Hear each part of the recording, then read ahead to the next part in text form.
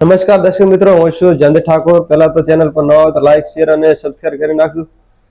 ઠાકોર સમાજના આગેવાન એવા ડીસા તાલુકાના જે ઠાકોર સેનાના પ્રદેશ સલાહકાર અને ઠાકોર સમાજના આગેવાન રાયકણજી ઠાકોર, જેઓ પોતાના સમર્થકો સાથે મેરડી ધામ મુના ખાતે જવા માટેની ચેલેન્જ આપી હતી અને ગઈકાલે સાંજે તેઓ રાયકણજી તેમના સમર્થકો સાથે મુના ધામ જાય છે અને ત્યાં અરવિંદ ભુવાજી સાથે વાતચીત કરે છે। તે દરમિયાન જે ભુવાજીના સમર્થકો હોય છે તેમને અને રાયકણજીના સમર્થકો સાથે કંઈક થોડા ઘણી બોલાચાલી અને બબાલ થાય છે।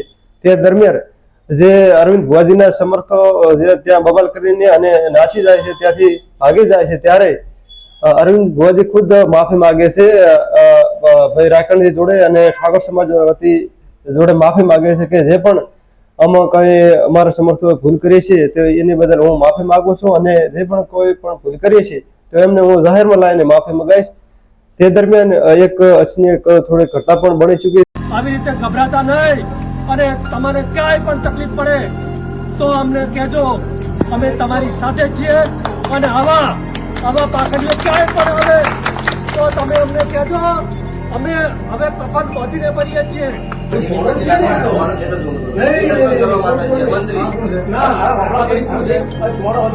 માફી માંગી છે અને માફીને લાયક તો નથી, છતાં પણ માફી માંગી છે અને મોટું દિલ કરીને ઠાકોર સમાજ અને અમે બધા એને માફ કરીએ છીએ।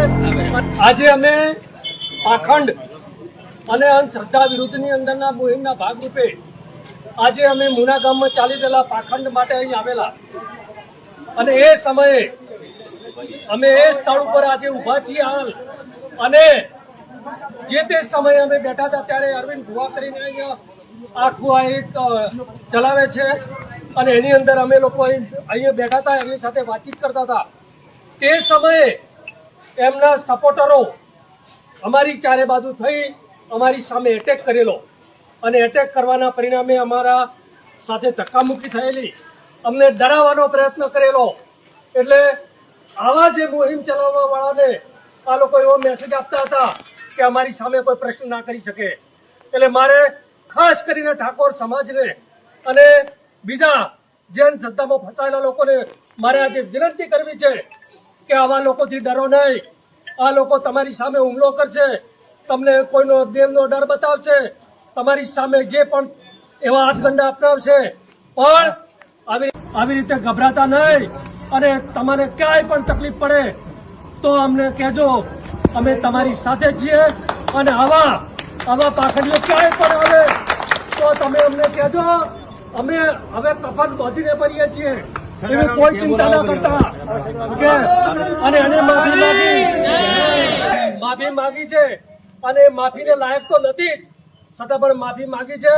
એટલે મોટું દિલ કરીને ઠાકોર સમાજ અને અમે બધા એને માફ કરીએ છીએ અને એનો એક કે બે માણસો જે બાકી છે એના વિડિયા નહીં આવે તો એ પણ કોઈ ગામમાં નીકળી ના શકે એવી રીતનું અમે કરશું। એટલે આજે તમને સૌને પણ આહવાન કરીએ છીએ કે આવી અંધશ્રદ્ધામાં કોઈ ફસાતા નહીં, આવા પાખંડીઓ સાથે કોઈ વ્યવહાર કરતા નહીં।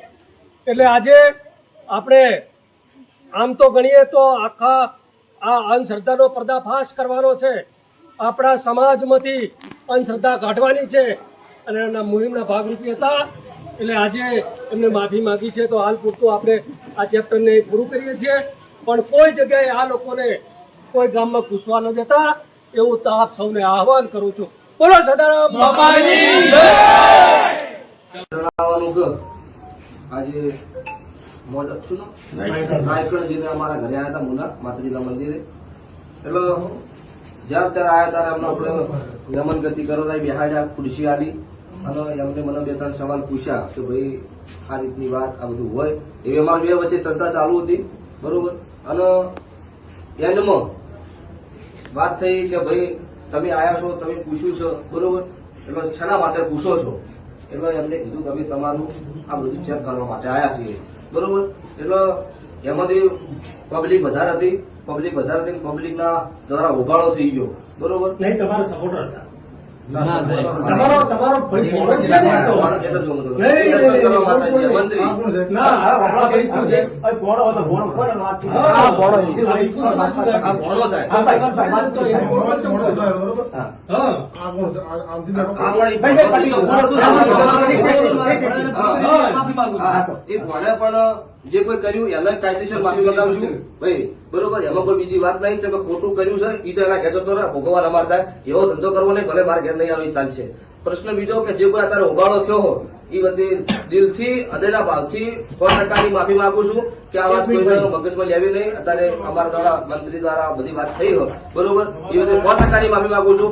કેમ કે મારા ઘરે બબાલ થઈ હોય, કરવા વાળાની વાત તો સાઈડ પર રાખો, પણ નોમ બદલે અમારું થાય, અમને ખોટું લાગે, પરિવાર જેવું આડો પાડોનું કામ છે.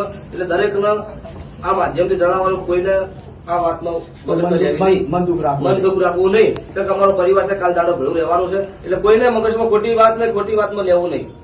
જય માતાજી.